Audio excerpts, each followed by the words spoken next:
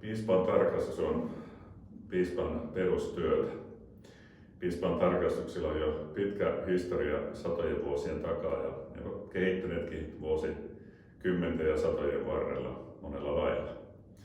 Päätarkoituksena on tarkistaa, kuinka seurakunnan toiminta, talous ja hallinto jaksaa. Ja ennen kaikkea ajatus on seurakunnan toiminnan kehittämisessä, siinä miten sitä voidaan nyt ja tulevaisuudessa viedä eteenpäin ja kehittää yhä paremmaksi. Ja tarkoituksena on myös rohkaista ja tukea seurakuntaa sen toiminnassa. Piispan tarkastuksen sisältö oikeastaan koostuu useimmiten tavallisen kokoisissa seurakunnissa 3 päivästä.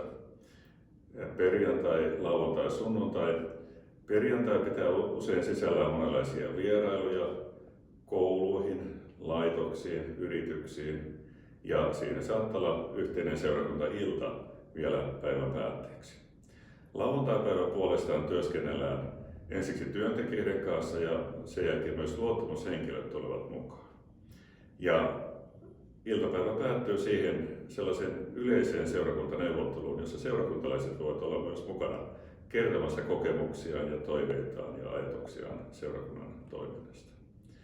Ja sunnuntai sitten on juhlapäivä, eli silloin vietetään juhlamessua ja kuullaan piispan tarkastuksen loppulausunnot. Ja seurakuntalaisenakin voit osallistua piispan tarkastukseen näihin avoimiin tilaisuuksiin.